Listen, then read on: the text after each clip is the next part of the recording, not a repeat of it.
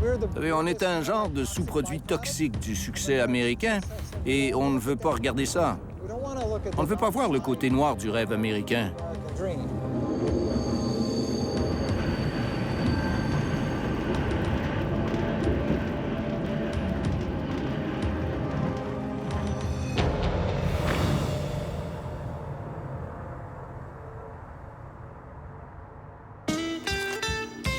Détroit, tel qu'on la voit de Windsor, avec ses grands buildings qui évoquent une Amérique mythique.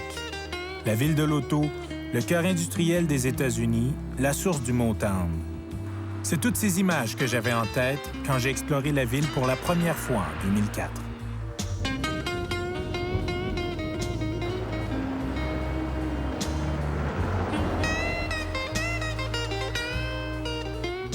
Derrière les façades des gratte-ciels du centre-ville de Détroit, j'ai toutefois découvert l'envers du rêve américain. Une zone dévastée, un no man's land post-apocalyptique, une poche de tiers-monde au cœur de l'Amérique. Ce bâtiment en ruine, c'est l'ancienne gare centrale de Détroit. Malgré son architecture exceptionnelle, elle n'a pas été épargnée par le déclin. Abandonnée depuis 20 ans, la gare est devenue l'un des symboles de l'effondrement de la ville. En circulant dans les rues à quelques minutes du centre-ville, j'ai été saisi par l'ampleur de la destruction. Imaginez une ville de la taille de l'île de Montréal, où le tiers des bâtiments ont été détruits et 80 000 autres sont abandonnés. Comment une grande ville américaine avait pu tomber si bas? J'ai tenté de répondre à cette question en allant à la rencontre de ceux qui vivent ce drame au quotidien. Pendant 5 ans, j'ai exploré East Detroit, un quartier à l'image d'une grande partie de la ville. Une zone où la majorité des gens sont sans emploi et où tout le monde lutte à sa façon pour s'en sortir.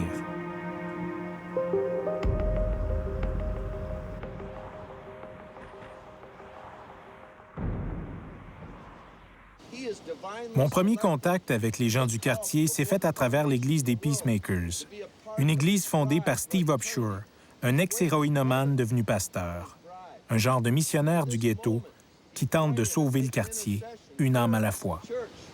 Remember, nobody is exempt from coming into the kingdom today.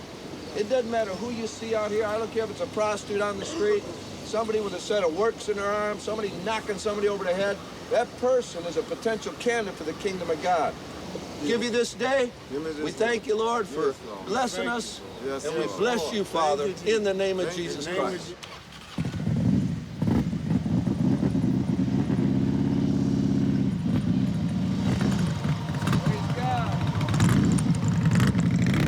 Detroit's bad all over, but this is like a hellhole around here. Drug addicts, drug houses, prostitution, hopelessness and despair. The youth have no hope. You know, there's just nothing to be desired in the natural around here. I mean, if you come and say it's totally bleak and bombed out, I guess I could compare our ministry to a lighthouse here. It's a place where people get hope. They find peace. They feel love. They feel acceptance. We don't tell somebody they can't come on the grounds because they're stinking drunk, or they come bleeding with blood from a fresh set of works or heroin just injected, or they come crying and they're an emotional mess. Or we don't kick people out. Why? Because these people are hurting. They're broken. They're acting that way because something traumatic has happened in their life. And the reason we're here is to touch them at their point of need and offer them hope. C'est lors du chemin de croix annuel des Peacemakers que j'ai rencontré Nathaniel Willis. Pendant 30 ans, Nate avait fait carrière dans les cambriolages et la vente de drogue. À sa sortie de prison, la communauté des Peacemakers l'a aidé à réorienter sa vie. I started over here doing wrong. You know, when I came over here, I didn't even know how to play basketball. You know, they taught me, and I liked it. I liked running the streets, you know, jumping on people, all, you know, just going wild. And it was a given, everyday thing. And that was how I grew up from 14 until now, until last year, when I stopped using. I basically believed that everybody was like that. It's like me. They thought like I thought. How were you thinking? That if I can get it, I'ma get it. I even had the crazy thought that I don't steal anymore, I take. You know, now that's a shame, man. If it wasn't for the peacemakers, I really can't tell you how bad off this neighborhood would be morally. Au fil des rencontres, je me suis lié d'amitié avec Nate. Il est devenu mon guide dans le quartier et je l'ai visité régulièrement pendant 5 ans.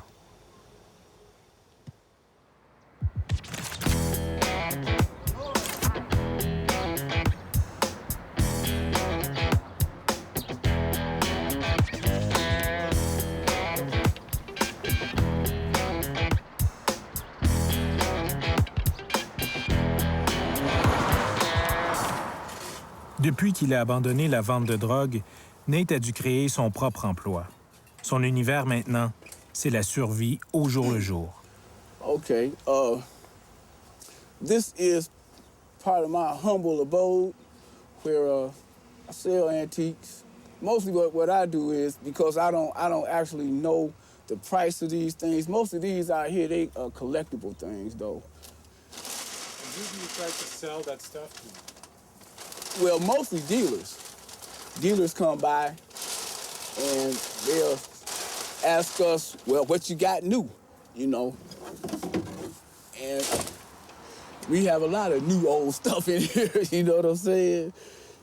Like these events, they, you know, see like over here, they tearing up the houses, so get the people will go in, sometimes we'll get an order and we'll pass it on, and they'll go get it and bring it back, and then we'll buy it from them.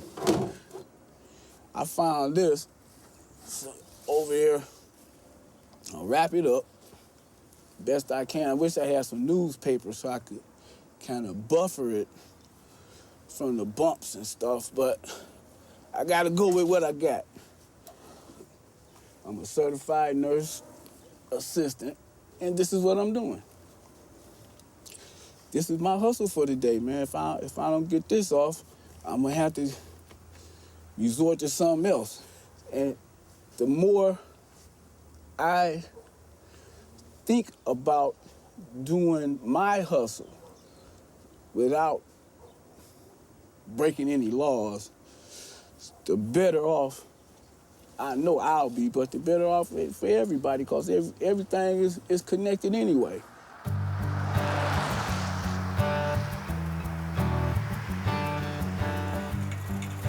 Trouver des clients pour écouler sa marchandise est un défi de tous les jours pour Nate. Ses meilleures affaires, il les fait au marché aux puces annuel de Flat Rocks, en banlieue de Détroit.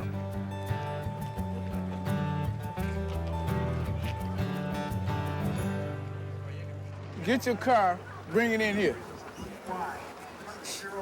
Shoot. Come on with it, dog. Come on with it, dog. Walk away happy. I ain't gonna walk away happy. Yeah, you are. No, I'm not either. This ain't mine. All right. See, this the pile. This go in over here. Shoot. Okay. You're welcome. You're welcome. We making deals on the hill. We making deals on the hill. Yeah, just show me what you like, and I'll make the price right. En voyant Nate vendre les restes des maisons abandonnées de Détroit, j'ai de la difficulté à m'imaginer que cette ville était autrefois le cœur industriel des États-Unis.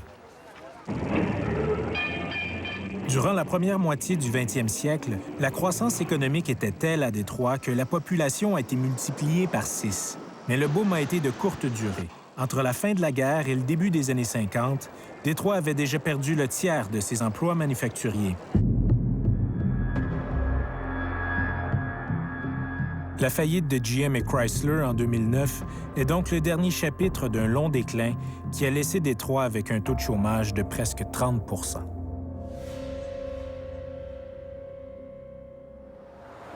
Thomas Sugrue est l'un des spécialistes les plus réputés de l'histoire de Détroit. Pour illustrer l'effondrement de l'industrie automobile, il m'a fait visiter les ruines de Packard Motors, une gigantesque usine d'assemblage qui employait plus de 30 000 personnes avant de fermer dans les années 50. Plusieurs pensent que le déclin de Détroit a commencé avec les émeutes de 1967. Mais en fait, l'industrie de l'auto était déjà affectée par la décentralisation du capital. Les entreprises quittaient les grandes villes industrielles pour les banlieues et les zones rurales à la recherche de salaires et d'impôts moins élevés. Un mouvement qui s'est poursuivi progressivement vers le sud jusqu'au Mexique et ailleurs dans le monde durant les années 70.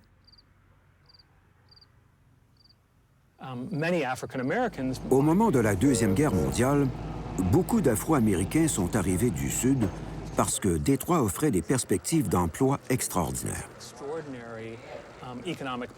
Les emplois syndiqués de l'industrie de l'auto donnaient droit à des avantages sociaux, une sécurité d'emploi et de bons salaires. Mais quand des usines comme celle-ci ont fermé, les premiers emplois à disparaître étaient les emplois peu qualifiés qui demandaient peu d'éducation et qui étaient occupés principalement par les Afro-Américains. Donc, en même temps que des Noirs migrent du Sud, les emplois commencent à disparaître. À cause de la ségrégation raciale, ils ne pouvaient pas déménager pour suivre les emplois dans les banlieues et les petites villes du Midwest. L'histoire de Détroit n'est donc pas seulement un cas de désindustrialisation, mais l'illustration du fait que les Afro-Américains ont été disproportionnellement affectés par le déclin économique.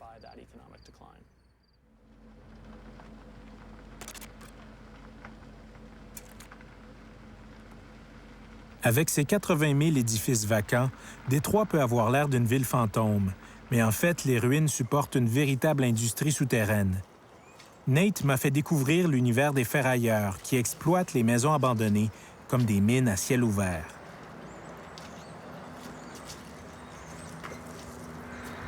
So what's happening now? I don't know. They might be getting the radiators. You know, like I was telling you about the scavengers, man.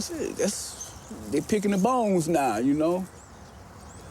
Let's just say a upper crust was to ride through. They'll say, look at that. See, look what they doing, you know. What else can you do? You know, it's no jobs.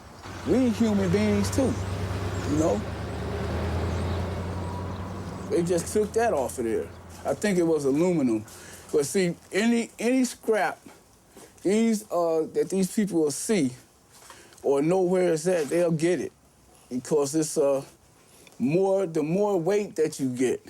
Right? Now these walls, some of them have pipes, copper pipes in them. They'll get them too. They'll get the copper wire. They'll take toilets, doorknobs, doors, all the doors that haven't been burned up. Well, here the toilet's still here. They're gonna get this. This ain't gonna be here too much longer. See what's happening here. Whoa, baby, look at this. The mighty man.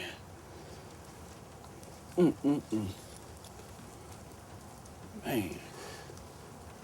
I'm gonna sell it, right? So by, I'll say 4 or 5 more days from now, this house will have nothing worth nothing but to tear it down. And you got to pay somebody to do that, you know? And by the land not being owned by the city will wait and see if the owner had his house torn down, and if not, they'll take over the house. And then the owner, he done lost out all the way around then, you know? And then they'll sell it to the realtors who wants a block of land. That's what this is about, blocks of land. The more, you know, like a monopoly board, the more houses you have that's together, the more money you get for it. So that's basically how it goes, man. And it's raining.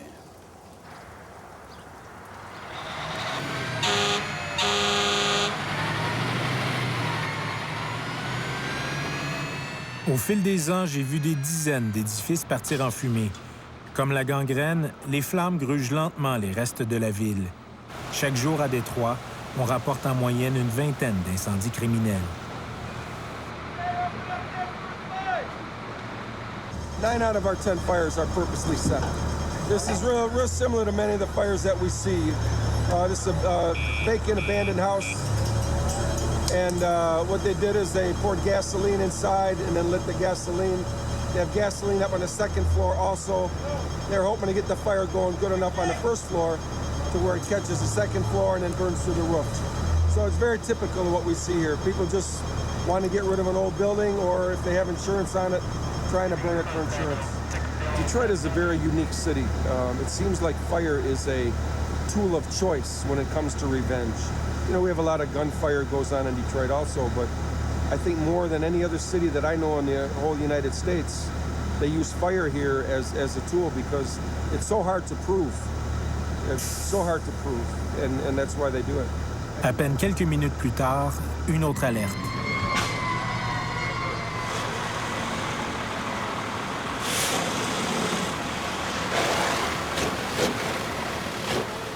Since the 80s, it's been burning, and there's been no slowdown. In fact, it's busier now than it has been in just about any other time in my 32 years working in Detroit.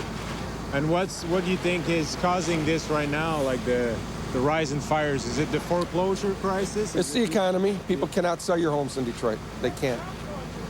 So what do? You can't raise your children. Yeah, there's no services. You don't want to live here, but you're stuck here, so what do? You burn the house and you get out.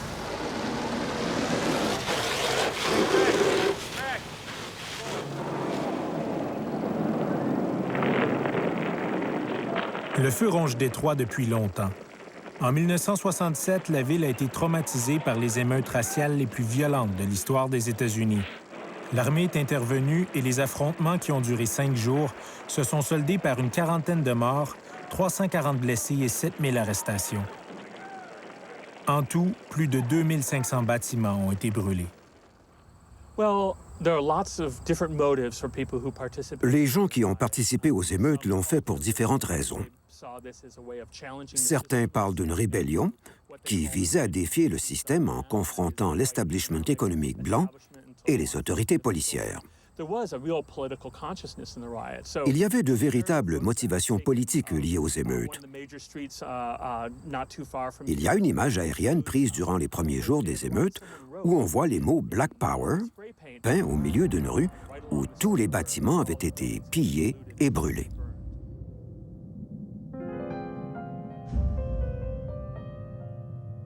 Thomas Sue Grew avait 5 ans au moment des émeutes. Il a été marqué par l'image des soldats qui prenaient le contrôle de sa ville. D'autres émeutiers sont sortis dans les rues à cause du sentiment de libération et d'excitation lié au pillage. Ils avaient le sentiment de prendre le contrôle du pouvoir.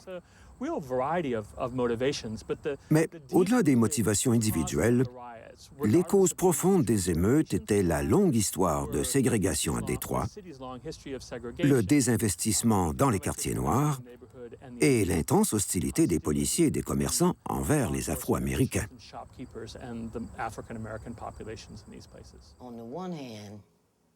D'un côté, c'était la plus belle chose que j'avais jamais vue. Mais en même temps, c'était tellement stupide de brûler son propre quartier. Je les regardais faire.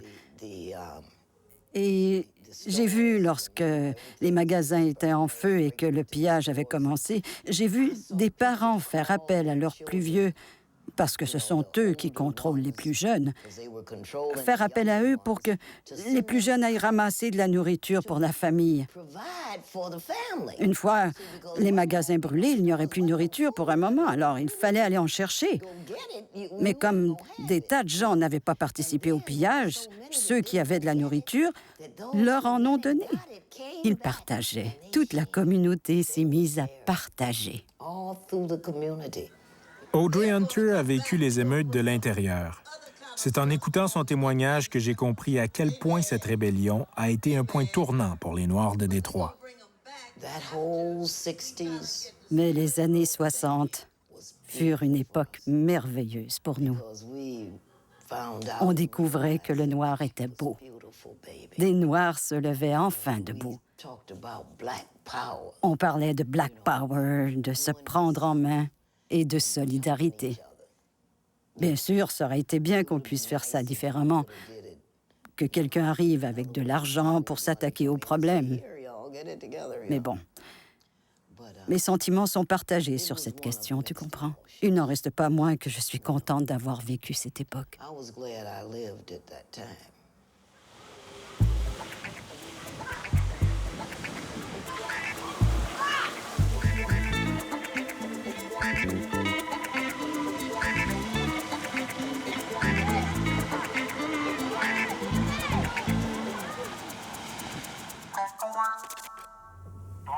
Hey, Bruiser.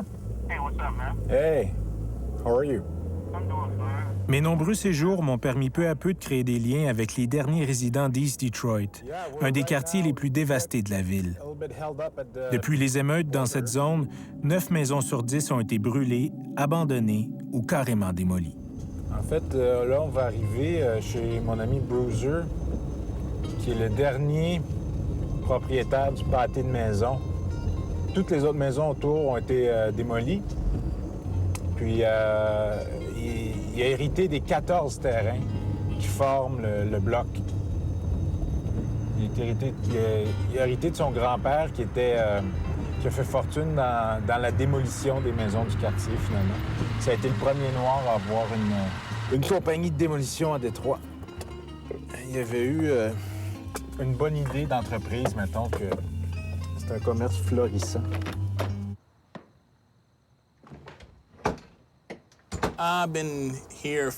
J'habite ici depuis 44 ans.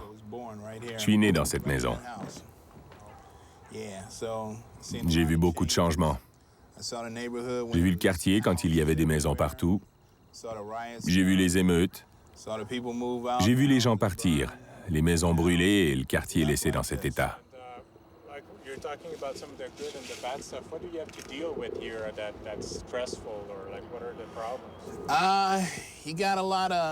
Il y a beaucoup de toxicomanes. Les gens sur le crack, surtout. Tu ne sais jamais si quelqu'un va cambrioler ta maison ou te voler quelque chose. On entend beaucoup de coups de feu. Les garçons qui vendent du crack ont leur petite guerre de temps en temps. Mais heureusement, j'ai des bons voisins. On se protège mutuellement.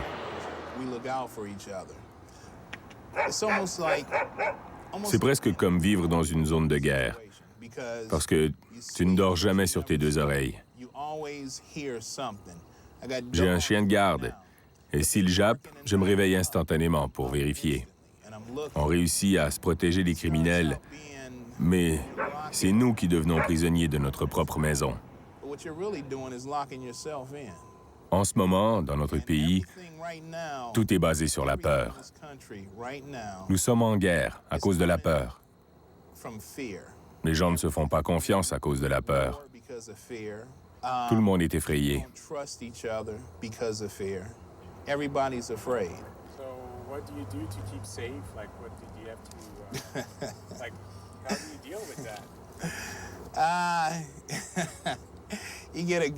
Tu achètes une arme.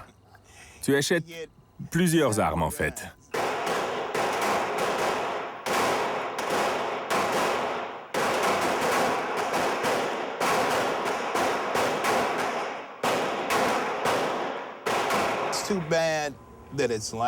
C'est dommage que ce soit comme ça, mais c'est la réalité. Le service de police a tellement été réduit qu'on ne peut s'attendre à ce qu'ils arrivent à temps en cas de pépin. On est laissé à nous-mêmes. On doit être prêt.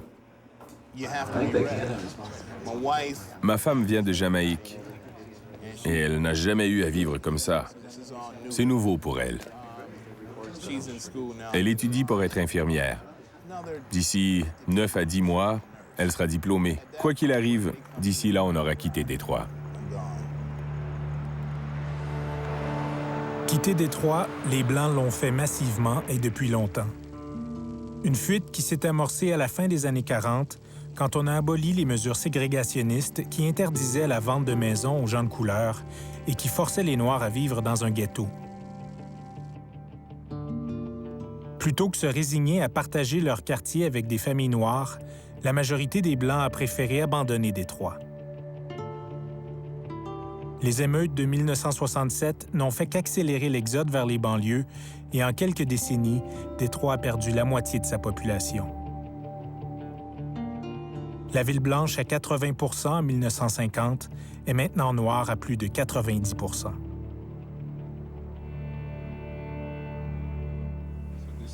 Sur le terrain, les marques du passé ségrégationniste de Détroit sont toujours bien visibles et les mentalités sont loin d'avoir changé.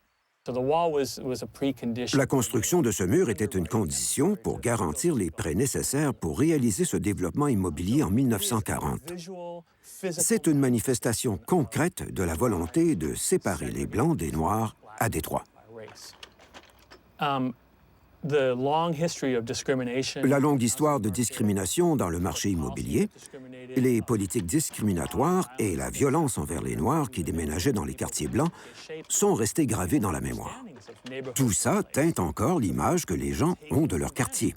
Ils ont assimilé l'idée que les Blancs et les Noirs doivent vivre séparément, sans savoir que cette ségrégation est le fruit des politiques du gouvernement et de cette longue histoire de violence envers les Noirs qui ont tenté de traverser cette invisible frontière raciale.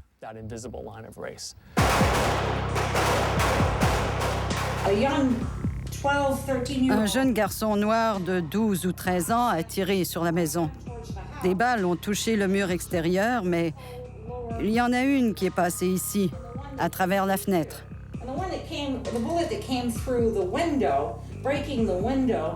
La balle est entrée par ici, puis a traversé la porte du garde-robe et le mur.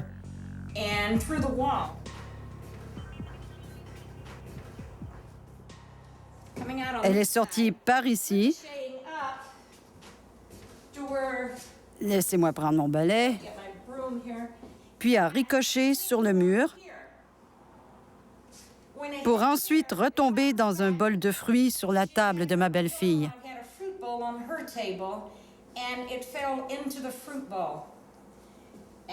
Les policiers sont finalement venus, mais j'étais si sonnée qu'un enfant de cet âge ait fait feu. Ils étaient fâchés parce que j'avais appelé la police pour me plaindre des voitures volées qu'ils stationnaient derrière ma maison. Je suis restée là et j'étais complètement figée. Je les regardais faire et même s'ils passaient en voiture rapidement, j'avais l'impression que tout était au ralenti. J'étais vraiment abasourdie de voir des enfants de 13 ans voler des voitures, faire des menaces de mort et mettre leurs menaces à exécution. Alors que 10 000 personnes quittent Détroit chaque année, Ayanna Montfort, qui a toujours vécu dans ce quartier, s'accroche malgré la peur et les tensions raciales. Quand j'ai voulu raconter ce qui m'était arrivé, les autorités municipales n'ont rien voulu entendre. Pour eux, je n'étais qu'une autre blanche plaignarde. Les gens de la banlieue m'ont dit de déménager pour régler mon problème. Mais je refuse de partir. Quand je vais quitter, ce sera dans un cercueil, parce que je refuse d'être évincée.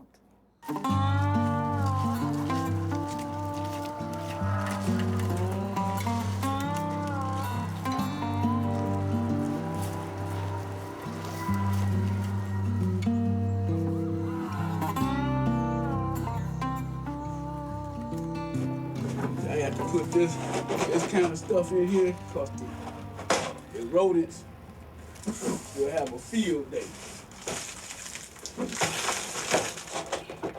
Not to worry, it's not gonna spoil. I seen a rat in here so big, man. Scared me. Where did you get that food? We have a food center here called the Capuchin Monks. They help people in need. You know, this is not something that I really relish doing, you know what I'm saying? But a person has to do do what you have to do to survive, man. And I really am thankful for this. Because now, this food equates to me more than money, that I don't have to get out and hustle as hard. I'll be able to relax some more than I did before, you know. This is what's called the art of living. A lot of people will say, oh, he's not living. Look at how he's surviving. I don't look at this as surviving. Well, this is living, man. It's like a modern day pioneer type of situation for me.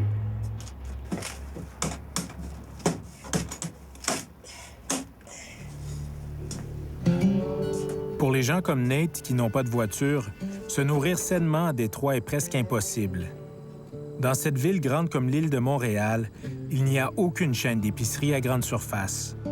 Le tiers des habitants reçoit des coupons d'aide alimentaire du gouvernement, mais le problème, c'est que la majorité des commerces qui acceptent les coupons sont soit des dépanneurs, des stations-service ou des pharmacies, des magasins qui offrent seulement des aliments transformés et pratiquement aucun fruit ou légumes frais. Des carences que les banques alimentaires sont loin de combler.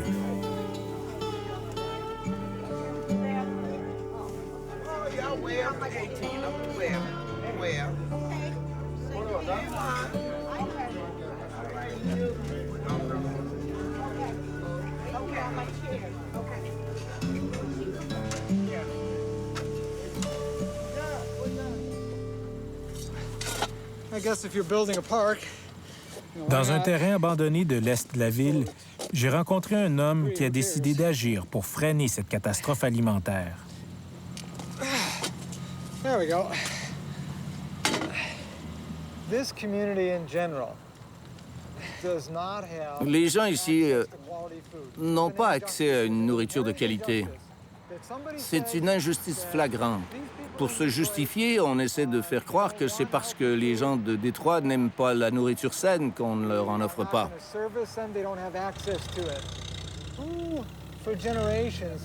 Ce qu'on a oublié, c'est cette même communauté qui a fait tourner l'industrie lourde pour faire des voitures, des électroménagers et toutes ces choses merveilleuses qui ont permis à l'Amérique de prospérer. Mais personne ne veut venir ici et voir ce qui nous est arrivé. Détroit a été sacrifié au nom du rêve américain. Vous savez, on est un genre de sous-produit toxique du succès américain et on ne veut pas regarder ça. On ne veut pas voir le côté noir du rêve américain.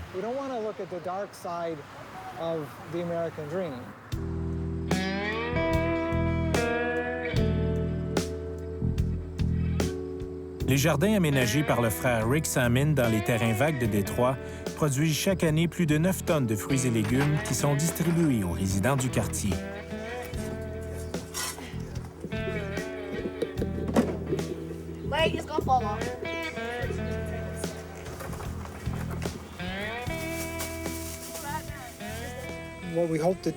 Ce que nous espérons faire avec le mouvement d'agriculture urbaine, c'est de non seulement produire nos propres légumes, mais aussi de créer une culture de l'alimentation saine. Alors, en impliquant les enfants dans le jardinage et la cuisine biologique, nous espérons qu'ils grandiront en exigeant l'accès à des produits de qualité. Quand j'ai rencontré Rick Sammon en 2004, le mouvement d'agriculture urbaine était encore marginal à Détroit. Mais aujourd'hui, plus de 900 jardins ont été aménagés et un projet de ferme commerciale de 120 hectares est en développement en plein cœur de la ville.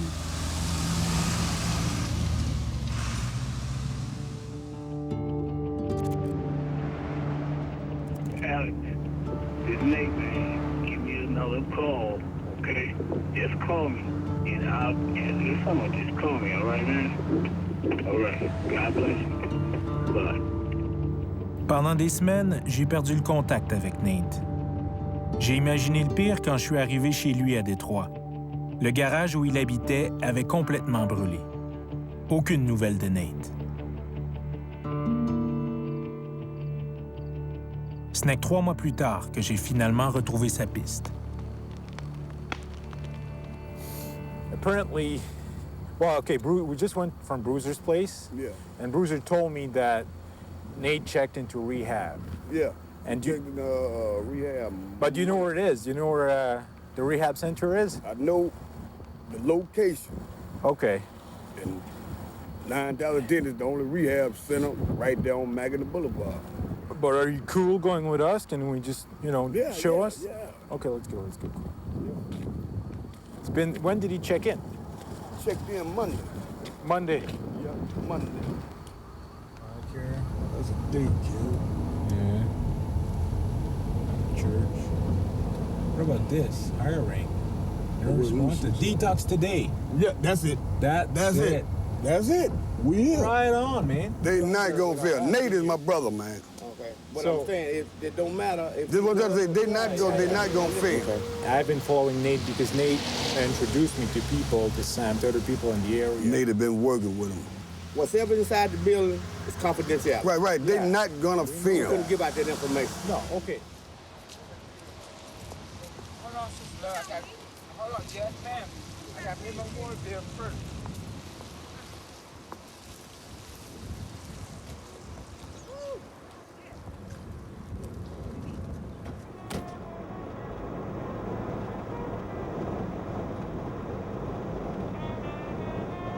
Lorsque je retourne au Michigan au printemps 2008, la région de Détroit est frappée de plein fouet par une autre crise, celle des subprimes. Plus de 70 000 propriétaires incapables de rembourser leur hypothèque ont perdu leur maison.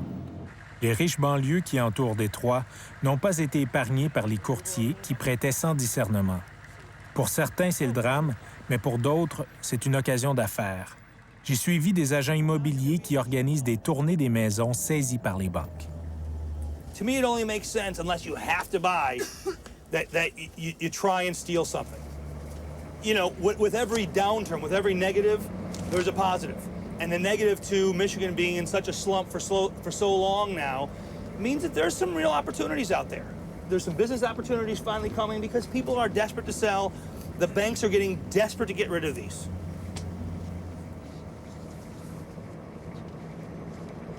This property's been on the market a long time. Yeah, since November. This might be a good candidate for a low ball. Then, no, she's gonna not be able to get this up. Look at Will.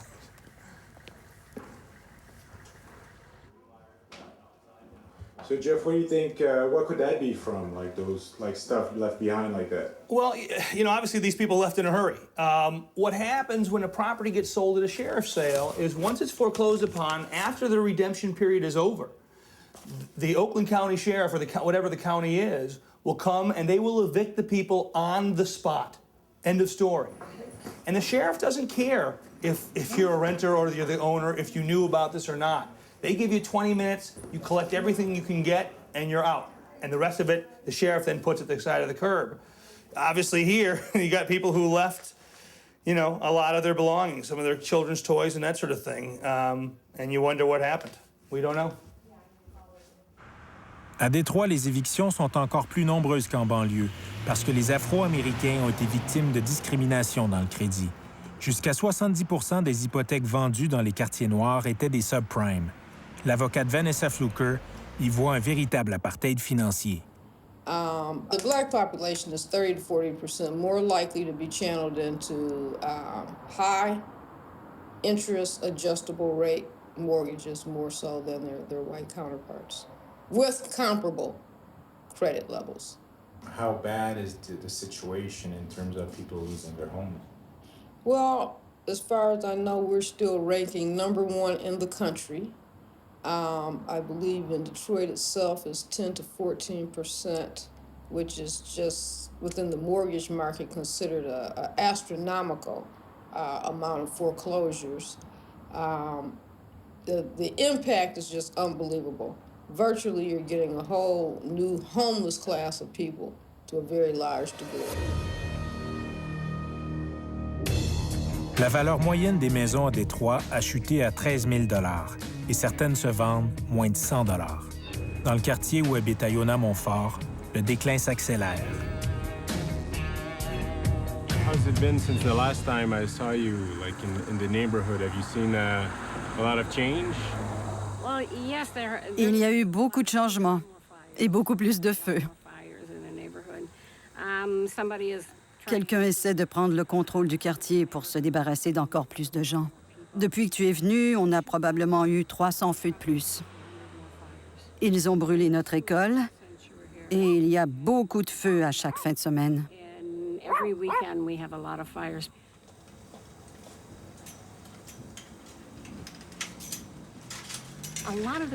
Les gens ne se doutent pas à quel point la situation était pénible pour les Blancs dans le quartier et pour les Blancs dans la ville en général. Les gens veulent revenir à Détroit, ils adorent Détroit. Mais qui veut déménager ou ouvrir une entreprise dans une zone où tout est brûlé?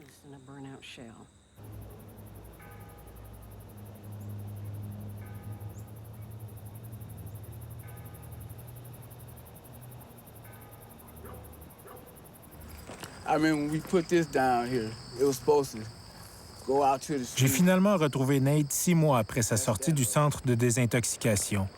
Il a pris un coup de vieux et pour la première fois, je le sens fragile et aigri. White people stay in their houses for decades, man. And here you always renting, you know, your folks always renting, you know, and everybody else got new clothes and you don't have it, you know. You see people with clothes, you know, they used to kill people here for jackets and gym shoes and stuff, man, you know, because they parents couldn't afford it and they knew it, but it's like I'm saying, it's more frustrating than the stress, man. You know, it hurt, especially to be a child and see people with things that you don't have, you know, and all you got to look forward to is a job at McDonald's, and you see these guys selling drugs with the chains and the cars and the women and with the pants hanging down below their butt and all that. You know, which I don't agree with that. I ain't never liked that, but you know, it's a, man, what's the word I'm trying to find? It's peer pressure, you know? Cette dernière rencontre avec Nate m'a ébranlé. Je le voyais tomber et j'étais impuissant face à sa chute. Who like living like this? You know, when I was a child, I never would have thought I'd be like this, you know? Shit hurt, man. It hurt right now for me to even be here like this. And now I'm really by myself, you know? I got good friends. You know, if I never would have met you. But still, you know, I have this thing called a heart, man. And sometimes I wear it on my shoulder real good, too, you know? And at other times, I feel like a little lonely baby, man, by myself, you know, just alone. Not lonely, but alone.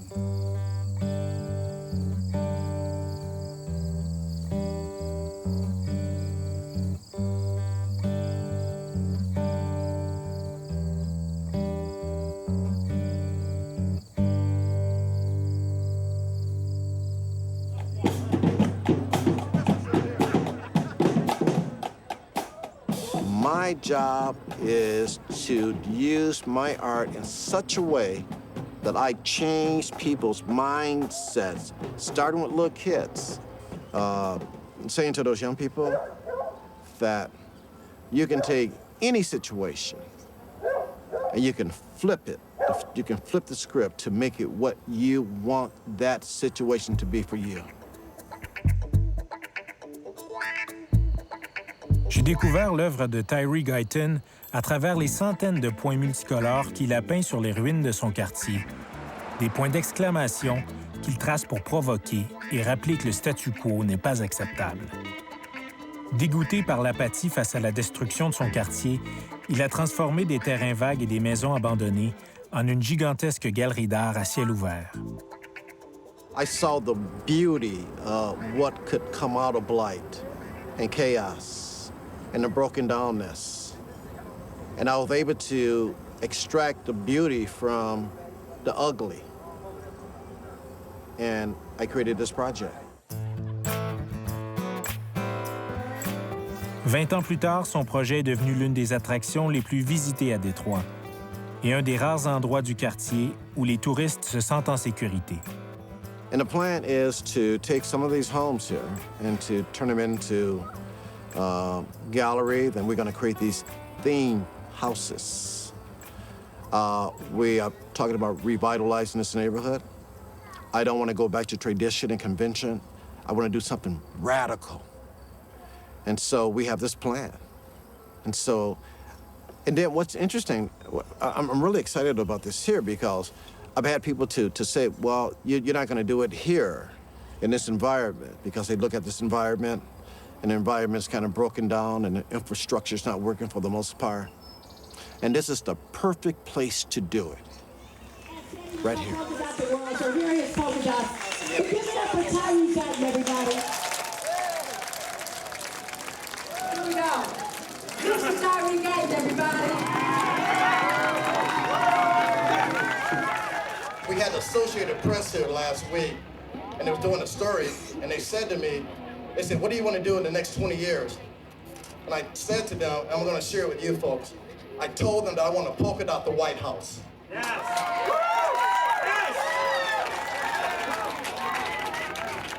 I also think that we need to stop the war, and we need to bring the soldiers home. Amen. And the real war is right here. The real war is here. Cette guerre, à première vue, Détroit semble être en train de la perdre face au déclin industriel et à l'exode de sa population. Et pourtant, j'ai vu des leaders émerger de ce chaos, des hommes et des femmes qui reconstruisent leur ville une parcelle à la fois et qui tracent peut-être la route à suivre pour réinventer Détroit.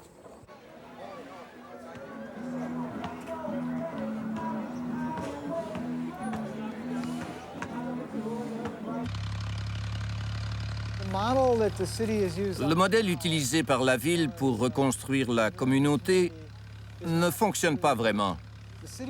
La ville est à moitié vide et les gens ne vont pas revenir. Alors pourquoi ne pas relier les zones résidentielles à des petites fermes qui pourraient supporter des entreprises et des marchés?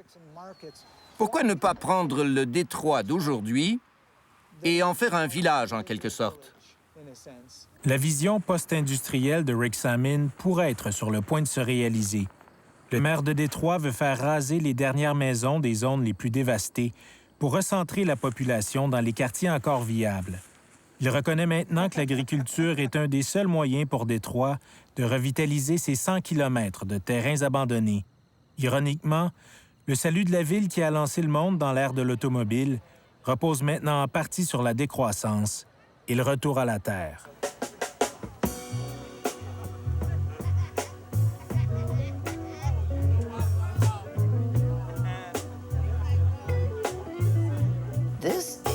Nous avons là une occasion unique pour nous rassembler en tant que peuple et aussi en tant que communauté pour tirer avantage du déclin urbain. Parce que tu sais, on peut reconstruire de la base, on peut acheter des propriétés. Cette opportunité ne se reproduira peut-être jamais.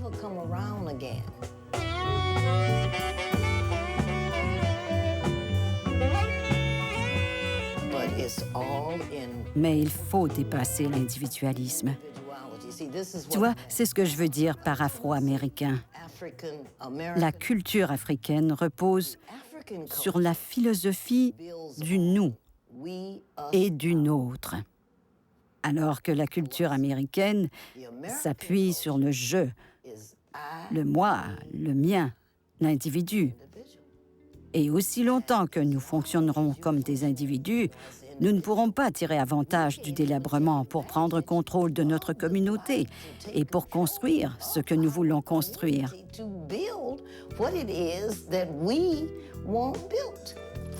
Mais pour Nate, comme pour des milliers d'autres, la renaissance de Détroit est encore loin. Nate continue de lutter contre ses démons intérieurs et de chercher sa voie parmi les ruines de Détroit. No motherfucking place I ain't been. Matter of fact,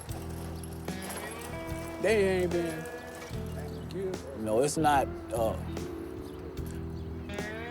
God this, God that, but see, a little bit of God has to be in us. You know, it's just like a little bit of the devil is in us. It's just putting one in check and freeing the other one up. They can't occupy the same space at the same time. So that's how I did it. I had to lock that demon up, man. He still comes out every now and then, though.